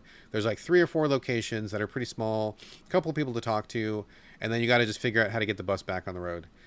So it seems pretty straightforward, and it seems like it's going to just teach you about the controls, which it does. but it also is a really, really great encapsulation of how rich and nuanced this game is, because I completely fucked it up. And I think it's kind of along the lines of what you said last week, because when you were playing the prologue, you mentioned that the combat was really difficult. Like, you had trouble getting through the encounters. You died a couple times, right? Yeah, I mean, like the first one. Yeah. Same. And at first I was like, boy, I don't remember the game being that hard. But then when I started playing this tutorial, or the prologue, I did the exact same thing. I started talking to people I wanted to talk to. I picked up a couple items. I walked around. And the very first battle, I got, like, smoked, dude. I was like, whoa, what? Like, that's weird. So then I'm like, okay, so maybe I'll come back to this location later, which you don't. Like, it's all a self-encapsulated prologue. So I'm like, okay, well, whatever. Maybe I'll come back later and I'll beat this guy once I'm a little stronger. So I go do some more things, get to the next combat, and I got destroyed. And I'm like, what is going on, All folks? right, I feel vindicated. Yeah, dude, for real. You were not wrong. Like, I got destroyed in 3 of the 4 battles I tried. So I was thinking I was going to come back after at 5 hours later, I'll come back to this. I'm mentally cataloging this, because my experience with West of Loathing was like, I needed a notebook and a pen and paper, because there were so many times I came across something, a puzzle or a fight, that I couldn't do. And I'm like, okay, I'll just come back to it later. And that's usually what I did. Right. So I'm thinking that was the same thing here, but it's not. No. You have to do it all here. Yep. And what they're really trying to low key teach you, which I don't know that they necessarily do a great job of. I wish they were a little bit more transparent, because I feel like it's tough to suss, is that when you're in the self-contained prologue, everything that you need is there, and you are absolutely not strong enough to beat those guys first, but you have to do a series of like things that you may not think of in order to level up just enough. And if you do everything the right way, you will level up, and by the time you're ready to leave that prologue, you will have defeated all those guys, collected all the experience, gotten all the items. And that is it's kind of like a micro masterclass in like how to like layer and teach the player to dig deeper and to look carefully at details and to put pieces together. It's a very small aquarium that you're led into. Like, there's not a whole lot of stuff that you can get lost on. But if you're not in that mindset of, I mean, like, right off the bat, I was in the wrong mindset, right? I was thinking, like, I wasn't even trying to figure things out, because I'm like, I'll just come back later, which you can't. Like, they don't tell you that until afterwards. But it's like, you have to be like, okay, well, I find this thing, I need to find what this thing goes to. Instead of me thinking it's going to be something later, I need to do it now. And then I was like, okay, once I did that, then I talk to this guy, and then talk to this guy again, and search this thing again after I find this other thing. Like, it's really layered, and it's really dense and rich, which I think is awesome, but I just wasn't mentally in that space for it. So I got done with the tutorial. I did basically nothing in the tutorial, right? Like, I got through it, got on the bus, got back to town, whatever. The game progressed. I wasn't stuck at all. I just moved on with the game, right? So I'm like, okay, well, that's weird. I'm gonna go back. I looked up a walkthrough for the tutorial / prologue, and I missed like a ton of stuff. I'm like, oh, I was going to ask, did you beat that little creature under the counter? When I went or back under the second the bed time, or something. The second time, like, Yeah. you have to do like 19 other steps before that, and you have to level up like 3 or 4 times before you can do that. And if you're not doing everything, then you're not going to be strong enough. And again, to the game's credit, you can just walk on. You don't have to do any of this stuff. It's totally optional. But it's there, and I think they want you to do it. And I think that if you're in the right headspace, you will do it. And I tried, but like, I just wasn't in that zone, right? And then once I read the walkthrough, I was like, oh shit, okay, that's right, I forgot about this, and like, oh, I didn't realize that, and oh, that's really clever. Let me chime in for a second on that. Yeah, because yeah, it yeah. sounds like Dark Souls to me. Doesn't Dark it? Souls, a 2D line drawn. Well, because think about it. maybe. Like, I was confused, and it frustrated me. It wasn't like it was fun. It was like a layered thing that I get to figure out. And by the way, those doors bothered me too. I just remembered, because the doors, you never know which direction they're going in. Oh yeah. I feel like they did the 2D doors bad. But I just felt like, okay, I'm dying. Okay, I probably have to find more shit. So I did find more shit. I leveled up. I beat one of them. I didn't beat the second one. Yeah. And then I just left. And I was like, huh. And then I found that little creature. And they literally, the game says, you don't want to fight him yet. Like, that's what it says. It literally does. It does. And I go, okay, so I won't then. And so then if you're saying, like, there's a way to do it where, like, you do everything, that feels like Souls to me. Because, like, I don't want to try to do the puzzle of it. I just want to tell the funny jokes and go through the story. So, well, I think you've actually kind of got a point. Yeah, I mean, I think that's pretty fair, the way that, I think you're right. Because, like, in Souls, if you are one of those, like, lore masters and you pay attention to, like, all the item descriptions and you push against the edges and you try to put things together, you'll find a lot more than the person who just is in it for the combat, which is me, full disclosure. But yeah, and I think that so again, I think that they could have done a better job of explaining that, because if you, like me, just breeze through it, you're not going to understand how deep this game is and how much it has to offer. But that's kind of on the developers to let you know, because you don't know what you don't know until they tell you, right? Like, you're just assuming, oh, it's a comedy RPG, whatever, I can probably just do whatevs and just keep going forward. And it does let you go forward, but you're going to miss so much. So I wish that they had been more transparent and clear about how you can do things, because like I said, I mean, I thought most of these things were impossible. I'll come back later. No, I just wasn't doing them in the right order. I wasn't putting the pieces together.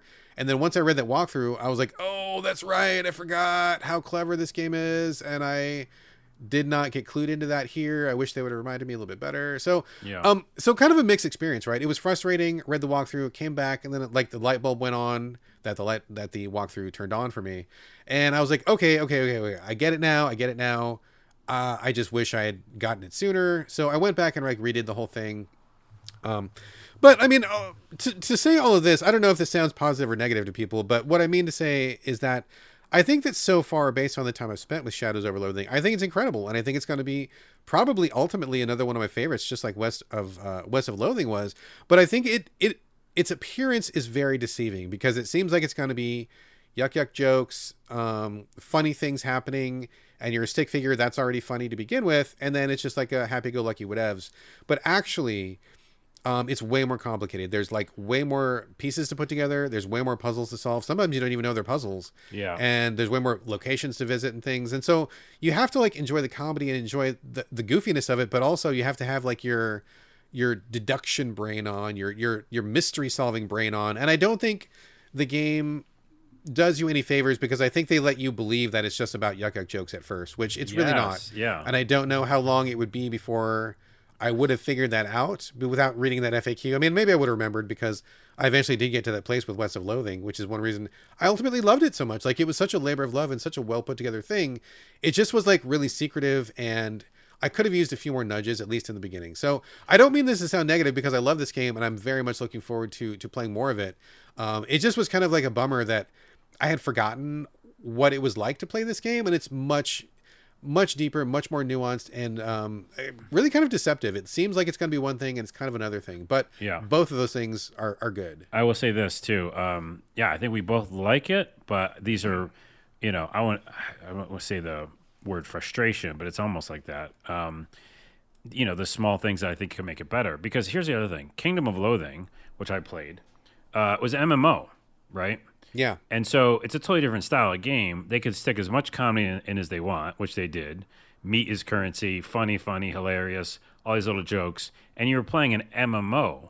So there was the only part where you got stuck was because, you weren't leveled up or something, and you were playing an MMO. It was easy. You get the idea of the rules. And I remember as soon as I started West of Loathing, it was similar to what I'm experiencing here, which is like, oh, there's different rules. It's kind of an adventure game, point and click. But there's also like these other rules underneath the rules, and that just never was there. And I could just experience the jokes in Kingdom of Loathing, Yeah. because I was like, it's just a MMO. I'm playing this weird thing, so I think that's the difference. Is that I can't, I do want just the jokes and the creepy world and the cool art style. And by the way, this kind of a tangent is High on Life, which I'm very excited for. Justin Roiland's next game, Squanch Games. That's like, what the gameplay is, which is like first person shooter, and then it's just comedy, right?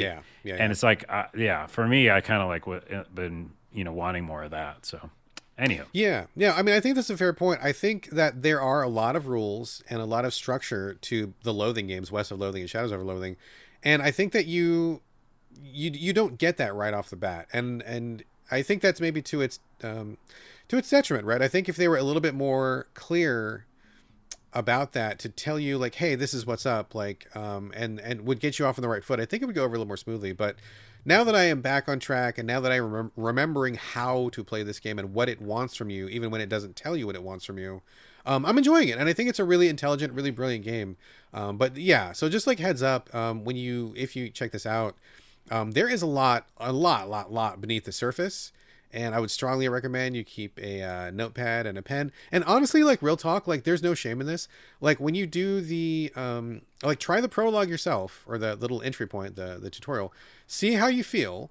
And then after you're done, go get that walkthrough, and then that'll be a really good lesson on, did I click with this right away, or was I not really picking up on what they were putting down? And just as a lesson, like it's not like no shame.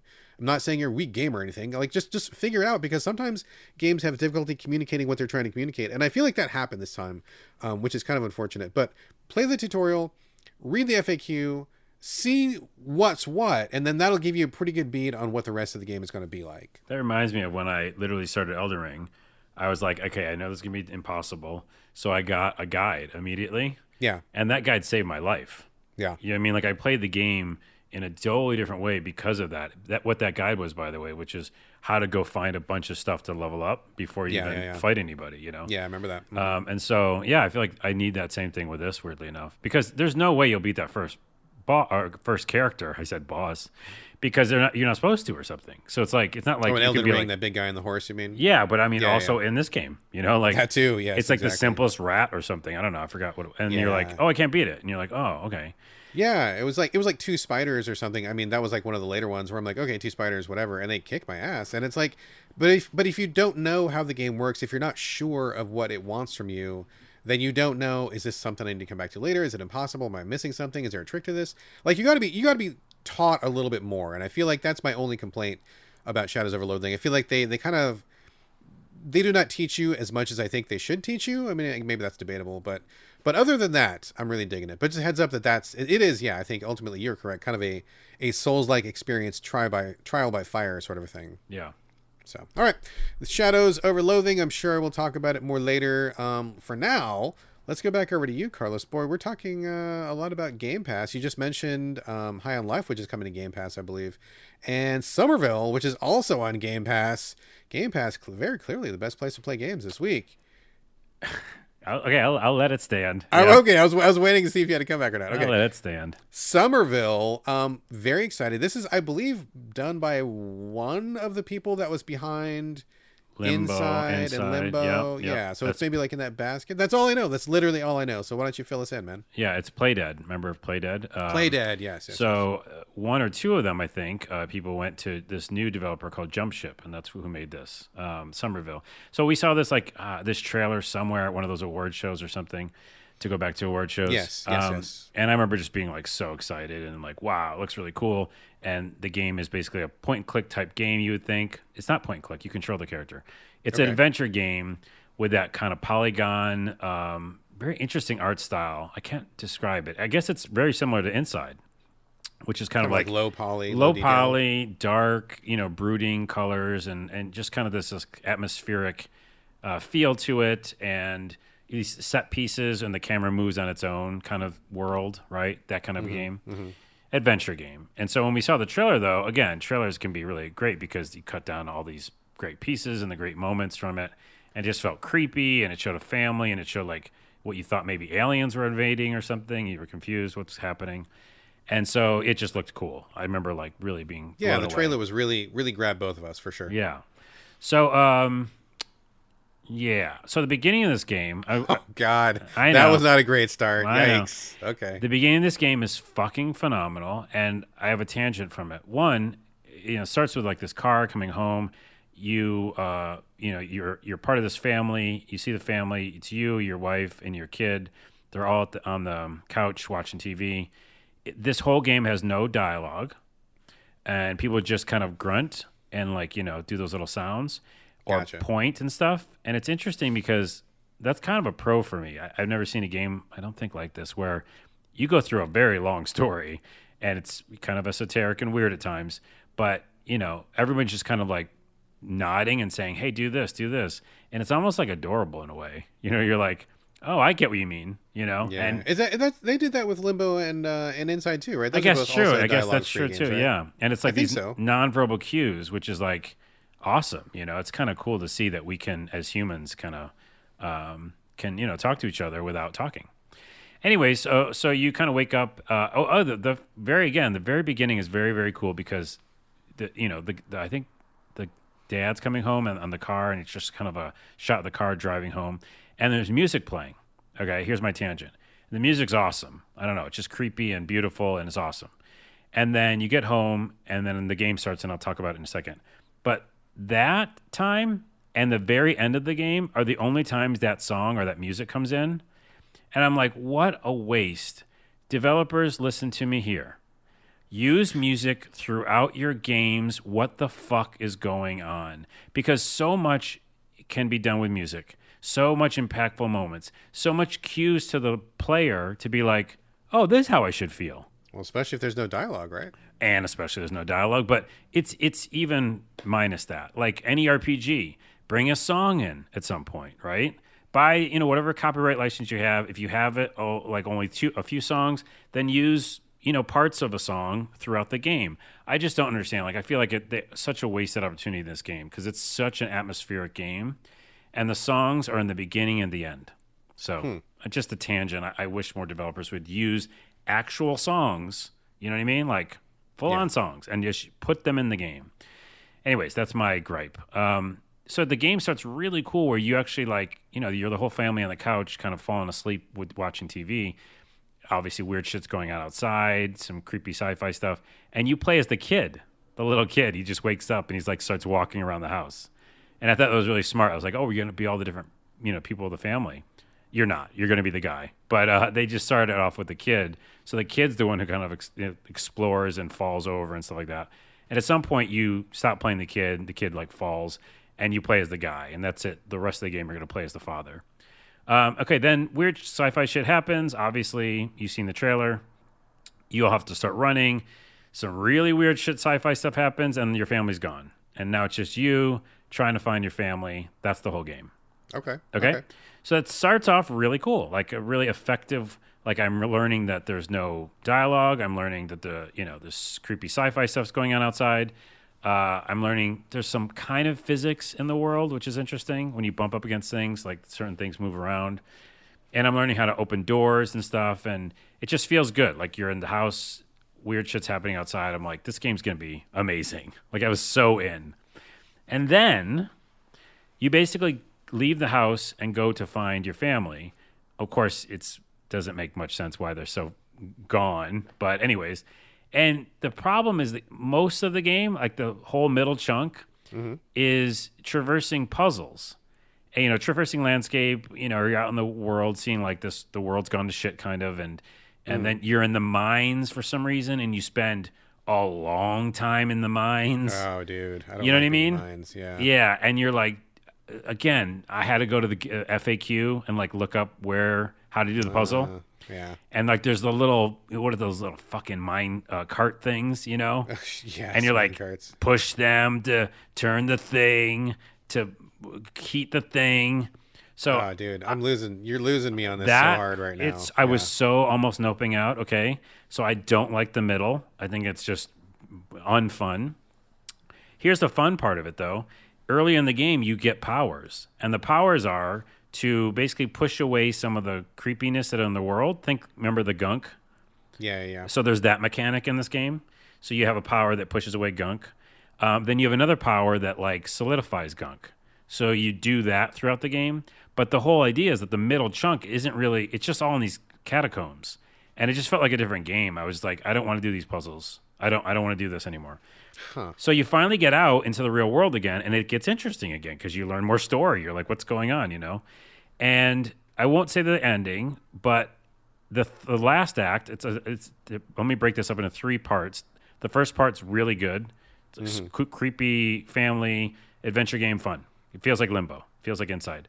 Then it gets to these puzzles in the catacombs. I hate it. I hated playing that. I didn't like it. Even though it was cool looking, it's artistically awesome. The third act is David Lynch. Okay. It just straight up doesn't make sense. It's like fucking weird. It's like Weird Town. Welcome to Weird Town. And it just gets weirder and it never ends and it keeps going. And you're like, okay, this is the ending. Nope. Okay, this is the ending. No. It just and then you go into like, I won't say. Weird shit happens. Sure. And then the very ending is a non-ending. It's like I think it's done very well. And the music comes in and I go, oh, that is cool. So that's my review, almost in real time. Man, Is that like real-time it review. starts really cool, it gets weird with puzzles. I got almost wanted to nope out, and then I stuck with it, and then I was like, wait, it's Lynchian now, and it doesn't make any sense. And and they're not going to tell me the answer, are they? Okay, so that's the end. How long did it take you to get through this, like, altogether? That's Did you like keep an eye on the clock? maybe 5 hours or something. It's like I love the trailer. The trailer caught both of our attention, like we said. I like the idea of this guy traversing sci-fi stuff. That seems pretty adventure-y and cool. But like I mean I gotta say, like, full disclosure, I liked Limbo a lot, even though I did feel like a lot of the puzzles were bullshit. I liked Inside less, and I think the parts that I liked about Inside were everything that was not a puzzle. Yeah, like those landscapes, those weird like rooms Yeah. you'd go into and stuff. Yeah, like walking around, being the kid in Inside, like that was all like that was cool stuff. But when we got to the puzzle stuff, I was like, this sucks, and I don't like it. And like it sounds like the exact same fucking thing that you're describing of like cool premise. I like the start. They fuck you over and just waste some time with a bunch of like whatever puzzles in the middle, and then it gets good again at the end. So Yep, I'm that's like, exactly it. That's exactly it. man, I was psyched for this, but man, hearing you talk about like mines and puzzles, I'm like, I'm losing steam. So That hard. middle part sucks balls, and then the ending I think is worth it. Like it's really weird. Like again, they just do these things where there's one moment near the end where it's like an emotional moment, and without any words, I felt the feels. Yeah, And I was like, wow, how'd they do that? That's really cool. I wish this whole game was that, you know? right. And then the ending, it made me do a thing with the controller, which is not a spoiler, that I didn't know that I could do. Like, yeah, no, seriously, dude. I'll tell you. It's a minor spoiler. You have to hit like L trigger, then right trigger, then both triggers. And you have to do it like faster and faster and faster. And I've never done that in a game. And I was like, I had to be like, it like made you get into a flow, you know? Gotcha. Like it was like a rhythm thing that you got into it, but you watched this thing happen on screen and it felt really good. And I was like, holy shit, this feels amazing. So again, there's these moments where you're like, what the fuck? This is cool. I've never even done this in a game. And then you go, yeah. And I like the ending too. It doesn't really give you an answer. I mean, that's pretty typical for these guys, though. Like both Limbo and Inside both had really question mark sort of endings too, so that doesn't surprise me at all. I really like that ending for Inside too, without spoiling it. I liked it. So yeah, I think it's worthwhile. It's a work of art. I think it's definitely more Lynchian than a story, because like it starts as a story and you think like it's gonna be about this family and whatever, and immediately it goes, nope, it's just you by yourself. There's puzzles and none of it really makes sense. Again, the third act really good though, so I don't know what to think. I don't know what to think either, but it's on Game Pass, so I guess I could try it and see what happens. Yeah, if it's all free, in quotes. Man, I was really thinking you were going to come and say this was a home run out of the park, and man, It started that way too. The song, then the music was gone, and I was in the caves with puzzles, and I was like, "Gosh, damn it! What about the song?" All right. Sommerville, there we go. We'll see what happens. We'll see. All right, one more game, and then we're going to wrap it up here. Now, this is a very surprising one to me. I'm going to be talking about Atari 50, the Anniversary Collection. Yeah, I saw that. Yeah. I got sent a code for the purpose of talking about it here on the show, which I'm doing right now. So thank you very much to the publishers and the PR people. So like I grew up with Atari. I'm sure you did too. Yep, I had all of them. Yeah, I had the Atari 2600, 4800, 5200. They even had a 7800. Yeah, there's a lot of Ataris out there back in the day, and I had many good years with it back then. I mean, that was the shit back then. But you know, I don't know that I have a lot of like nostalgia for Atari. Like it was great at the time because that's what we had. But like once we had better games, I don't think I ever came back to Atari games and been like, oh, I missed this. I was like, nah, this sucks now. I want something better. Well, than this, right? okay, let me debate you that combat is still good. Combat with the bouncy, The original things? game titled Combat. Wait, what's it called? Oh, it's a tank. It's the tank game. No. I just want people to understand if you haven't played the game, literally called Combat. It's you called might be Combat. thinking we're talking about Combat. Yeah, but yeah. no, And yes. and there's like many stages, but the ones with tanks where you can take the bullets and make them The bouncy bouncy bullets. bullets. Yes, bouncy that's still bullets. fucking fun, I think. Yeah, that's super fun. That's Yeah. that's a classic for sure. And you know, Pong is kind of fun too if you put a spin on it. But like a lot of those Atari games, just like I mean, they just don't hold up, bro. That's just like real some talk. They don't. don't hold Yeah. up. So I don't have a lot of like nostalgia for it, right? And Atari's been kind of like I don't know what they've been doing lately. They've got just weird stuff happening. I'm not even sure what to even think of them as that company anymore. Well, they're I'm not even sure. Atari. It's been bought and sold so many times. It's That's not. that's what I mean, right? They keep Yeah. they keep the name, the logo, and stuff, but like I don't even know who they are. Like I don't even know what they stand for, what they're doing. Are they still doing games? Which is kind of why it was such a surprise to see this come out, because like real talk, full disclosure, when the PR sent me this code, I was like, oh, whatever. I could really fucking care less because I don't want to play a bunch of Atari games, and I don't even really have any current love for Atari anyway, and I don't even know who they are, so who cares, right? Like, so what? Because we get a lot of these. We get a lot of these. You know, we get the Capcom Arcade Collection, and we get like, you know, all sorts of different. Like there was a bunch of Telltale collections. There's retrospectives of all sorts. There's all sorts of these things. Right, but didn't real quick to that point, didn't they release the VCS, like the console, the retro console? I think recently. You know, maybe I think think that they sounds did. familiar. Yeah. That sounds familiar. So I was like whatevs, and I wasn't super keen on trying this, but I had the code, and I needed one more game for the show, so I figured whatever. And man, I am eating so much crow right now. I am so embarrassed, and I am so embarrassed because this thing is fucking awesome. It's so good, dude.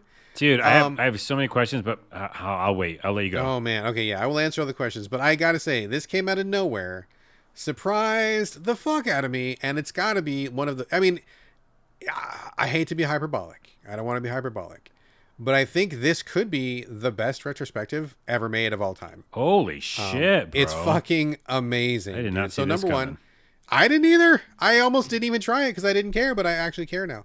So here's what it is. Number one, it looks great. It's very slick. When you put it in, it comes up as almost like, not like a game, but it's kind of like a, hey, welcome to Atari. We're going to talk about like all things Atari. It's kind of like, you're not even quite sure what's going on at first because it's very, very cool and very kind of meta a little bit. And it's all really nicely designed, very slick. I love the aesthetics for this, right?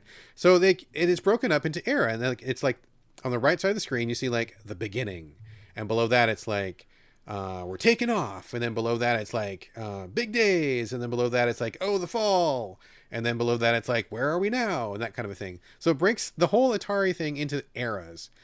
You click on one of these eras, and it goes into like a timeline, and like you would see at a museum. Like if you went to like any kind of museum about the history of anything, it's like it just looks like museum quality presentation, which is great. I think that's amazing. So I went to the very first one, the era, and it's like all these nodes on this timeline and these little things you can drill down onto, and it has every fucking important thing that's ever happened in the history of Atari is on here, and it's categorized by date and time. And when you click on one of these things, it's either going to be a very brief article to read, and those are very trimmed. They don't like overdo it with like tons of text, right? Which is smart. It could be a TV commercial. They got the actual commercials from TV and that's put them on there. awesome. They got billboards and advertisements from magazines, got the actual scans in there. They have interviews from that time from the people who were doing Atari, and they've actually got those same people who are still alive, some of them are, now, and then they've got other game people like Tim Schafer and Cliff Bleszinski and other people who are alive now who are talking about how it means to them. So they've got like this entire like wall of like data cleanly organized. It's not confusing at all. You can easily see what's going on. They put little titles beside each dot, so you can be like, oh, this is like the first time we found Space War, and this is how we got the cabinet built, and this is what happened the first time we took it to an arcade, and Dude. like all this stuff, you just follow it through, and you click and read it, and it's so amazing to see the actual shit. And the thing that makes it fucking the best is you're reading about this stuff, like you're like, oh yeah, we had the Pong machine, go down, yeah, it was a big fight to get this thing made, okay, cool, go down, here's an interview with the guy talking about Pong. The next dot, you see a picture of Pong, you push the button, and you're fucking playing Pong. It's like Dude, right there. So, okay, I couldn't be more excited. Yes. I just turned my PlayStation on while you were talking. I'm going to buy the fucking thing. I'm going to buy the fucking thing. You should buy it. right Everybody should buy it. Fucking Everybody should now. buy it. By the way, we'll see how much it is. You don't remember how much it is. I don't remember how much it is. I got a code, sorry. Because this is exactly what I want. Like you said, I love video game history. I've watched every video game documentary I think that exists. And this sounds like what this is. It's like a documentary, but in an interactive form. Exactly. That is exactly it. It is a not a collection. I mean, it is a collection, but it's also what I think is, I mean, to my memory, the best produced video game documentary, the most detailed, the deepest, but also in an interactive format, which also has all the games they fucking talk about right there that you can immediately play as you're talking about them. Talk about Pong, play Pong. Talk about combat, play combat. It's right there. You can back out of it, go back to the history lesson, see the interviews with all these people that are talking about the thing that you just learned about. Like, dude, this is like, it's like a whole like semester course in a college or something put onto video game format, and then you just kind of go through it at your pace. And they even gamify it in good ways, right? Because you earn quote unquote points for like reading these little things. I was going to ask that. Yeah. Yep. You earn points for reading little things, and then to unlock some of the games, you have to play these other specific games and do something special in them. So like little Easter eggs in there. It's just a great presentation. I love the presentation. I love this content. It's so killer, dude. And like I said at the beginning, if you had asked me before I played this, do I care about Atari? I'd say probably not. But after I go through this, I'm like, whoa, wow, I really care about it now, because it was so great to revisit all this stuff, seeing all that stuff from back in the day, seeing all those ads I remember, all those commercials, all those like people, commercials. you know, like you see an interview with the dude, he's got like his 70s haircut, and then he's today, and he's like, he is 70 now.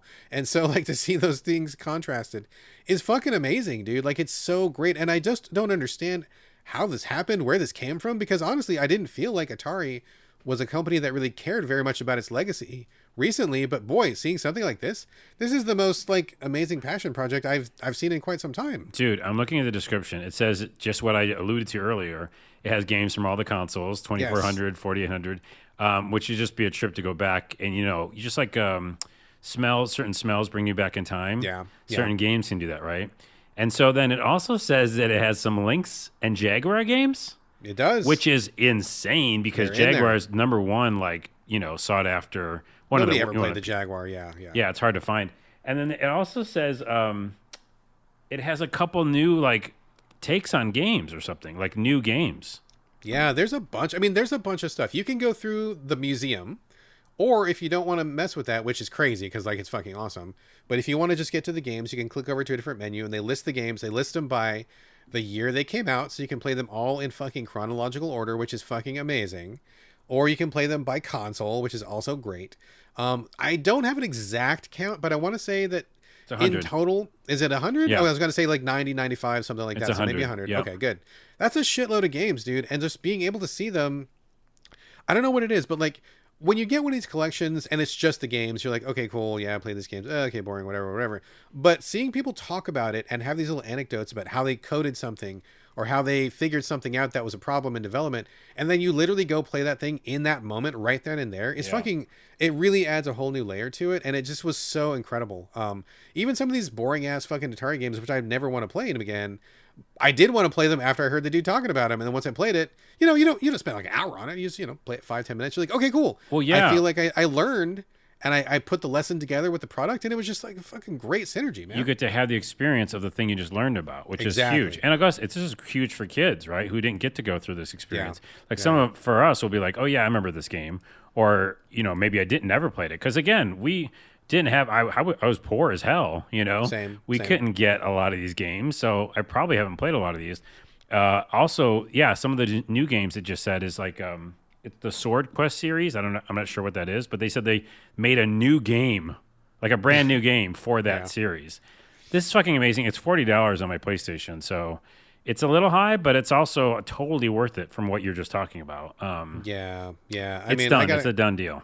You got a code, yeah. I gotta say, I didn't think anything was gonna come out of this. I couldn't be more surprised.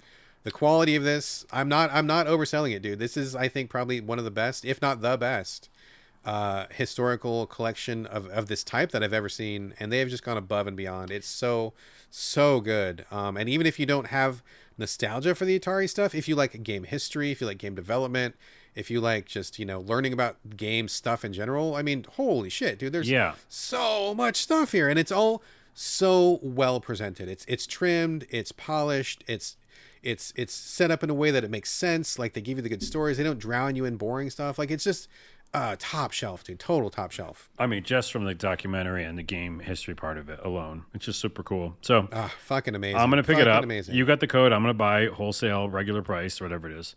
But I think it's worth it. So check it out. It's super good.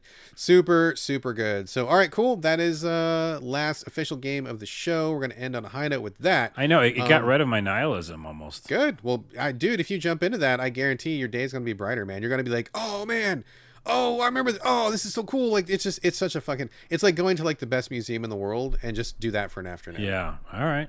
All right, cool. All right. I got a couple things before we go. Carlos, anything non-game related before we go here? Yeah, I forgot to mention it.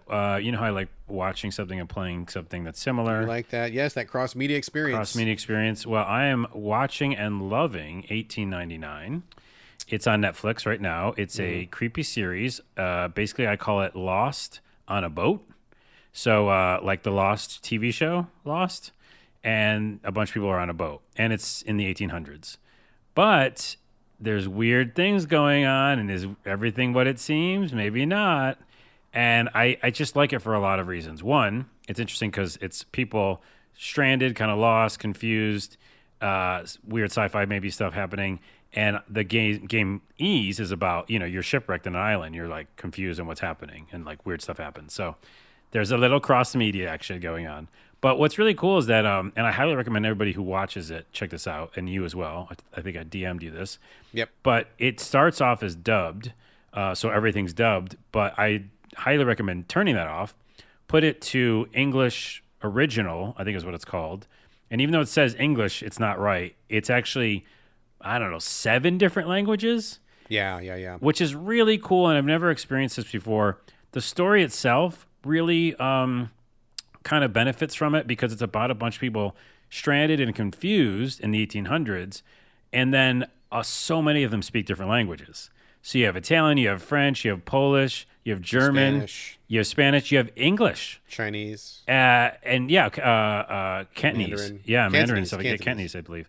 And so, but the point is, there's a bunch of English speaking as well. And a lot of the main characters, in quotes, main characters, some of the, main people you're following speak English. So you can leave it on this kind of, it's called English regular or something, but then turn on the subtitles. And so it's just, you want to do that because you get the actors. You get the actual actors who are, incredible in this. Yeah. All of the actors are amazing. It's creepy as fuck at some points. It's kind of dark. There's not like a lot of comedy. It's a darker sci-fi show. But it's such a unique idea. I won't spoil anything because it turns wildly. Like, it turns wildly. And you're going, wait, what? And I love shows like that.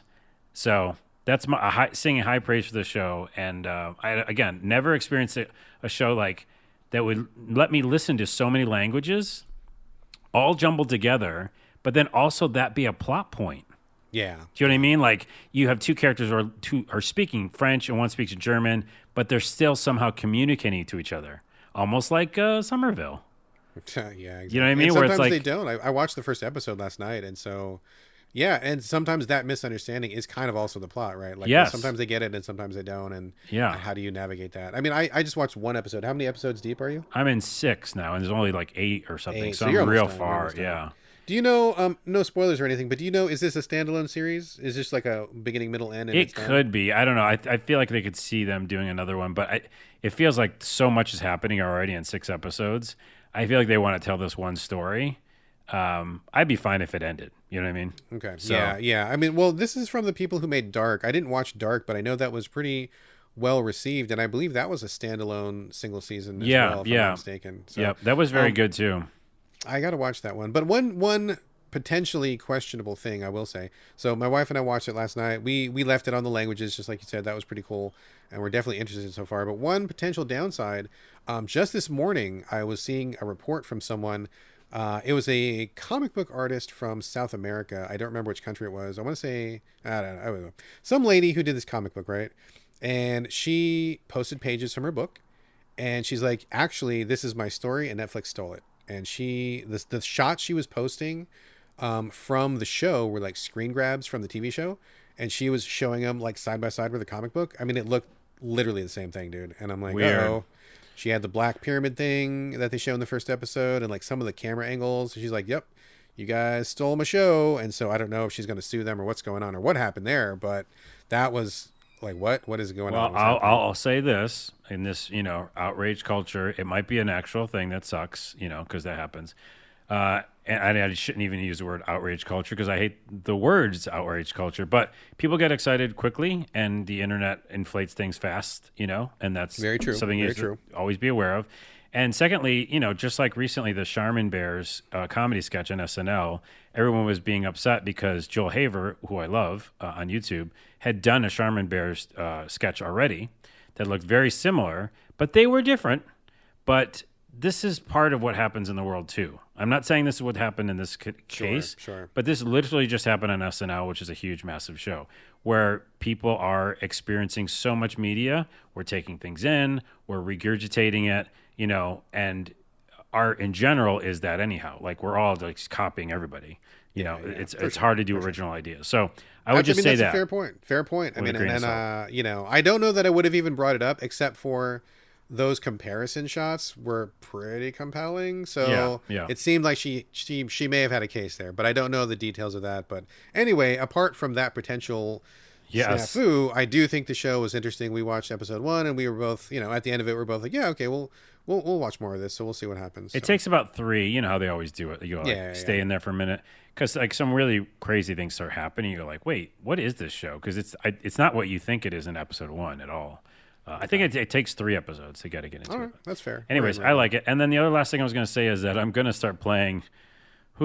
I think I'm ready. I think it's not too soon anymore. Uh-oh. But there's a game called Eden Gate. Have you heard of it? I don't think so. Eden Gate? No, Eden doesn't sound Gate, familiar. Edge of Life. It's a game that was made during the pandemic about a woman who wakes up and, I think there's been a pandemic and a lot of people are gone. And she's trying to figure out what happened. And this is a TV show or is it a game? A game. Oh, On my PlayStation. what system we talk? PlayStation. On PlayStation. Okay. It's on, I think, maybe everything, though. So anyways, I'm going to finally play it. Just mentioning that I'm going to play it because it's one of those games where during the pandemic, I would have never played it. And not like it's over, right? We still deal with COVID. Yeah. But it's just not as destroying of my brain as it used to be. Sure. So that's all I can say about that. And so I think I'm ready to explore this game. And again, this is just like a bunch of other shows I've been watching lately. There's a bunch of media that was made during it, Yeah. and currently. So it's like, I'm ready to explore that weird world. It's interesting you brought that up because kind of a tangent here. My wife and I like to watch stand-up a lot. I've mentioned it a couple times on the show.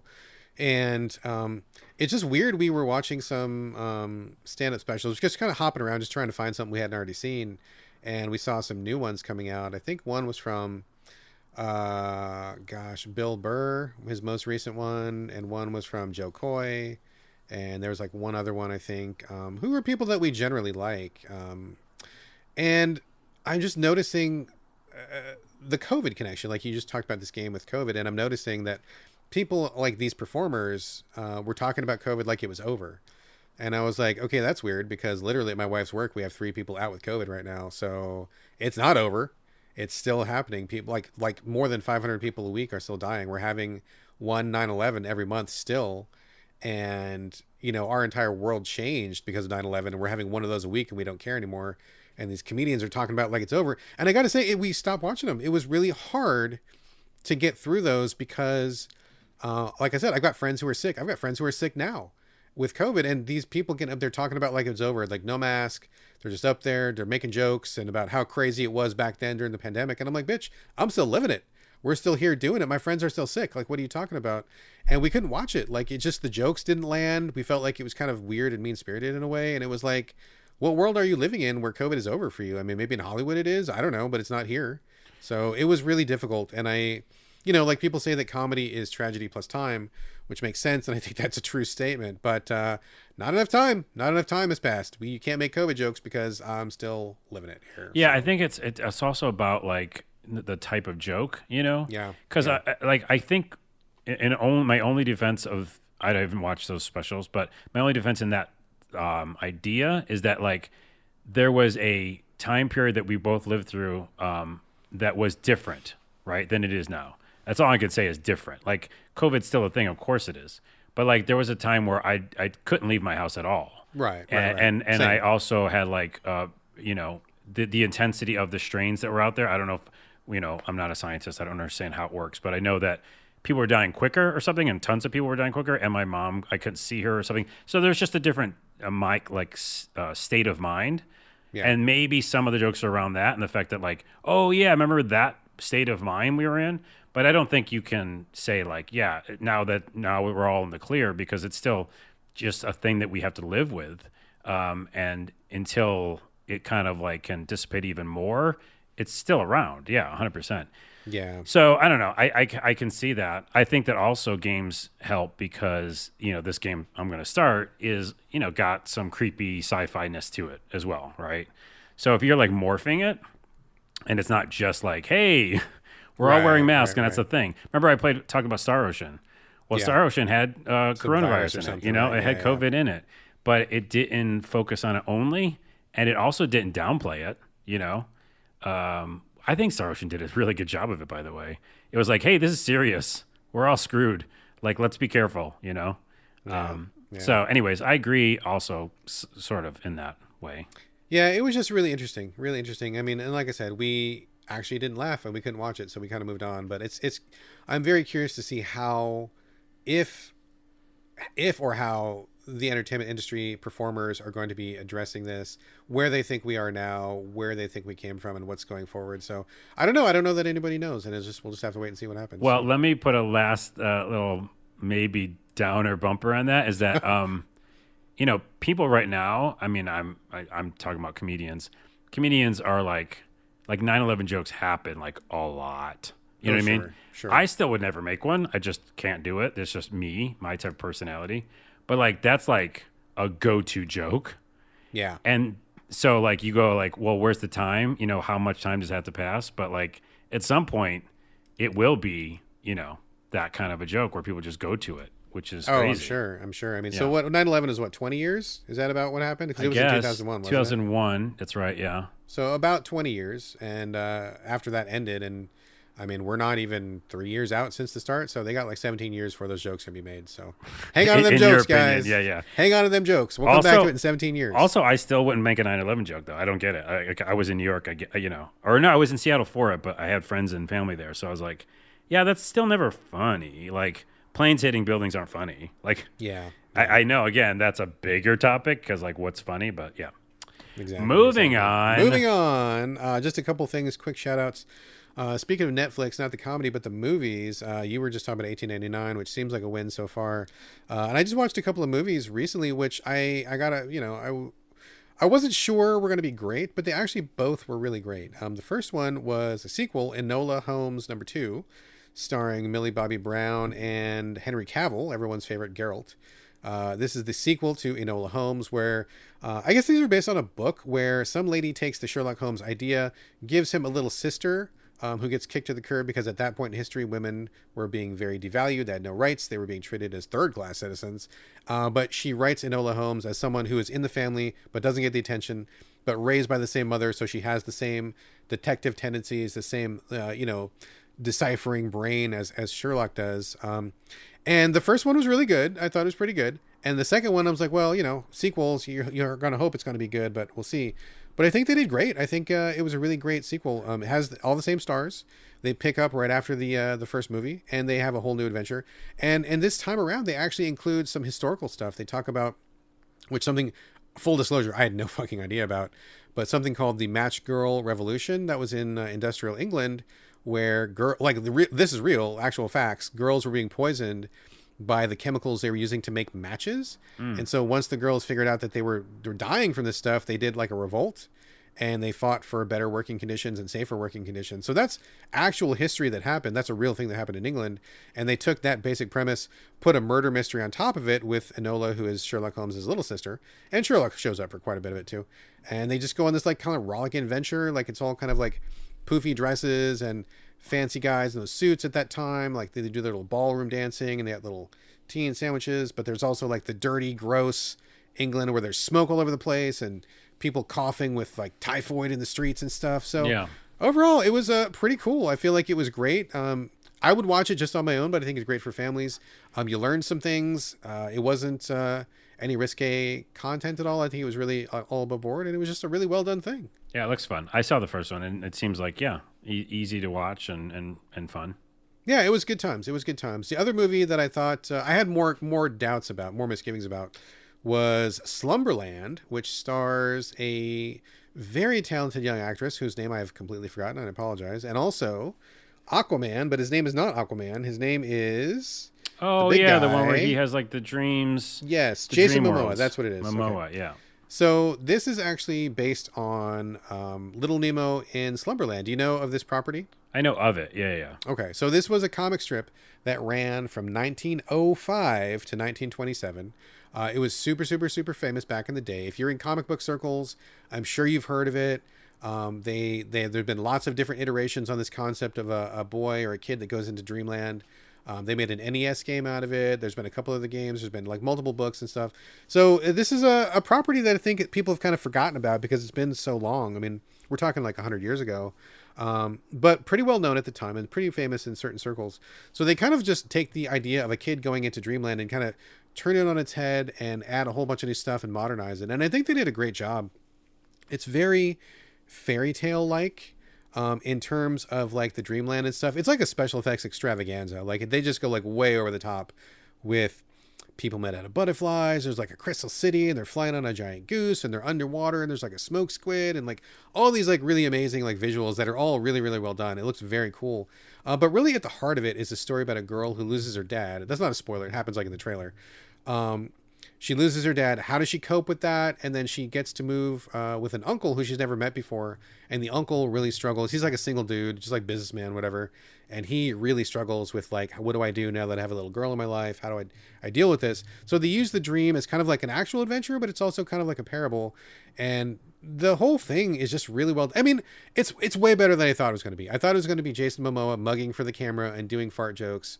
But that didn't happen. He did a great performance. It was really ultimately really touching. I think I may have even gotten a little misty-eyed at the end there, and it just really told a great story. I think it was really, really good.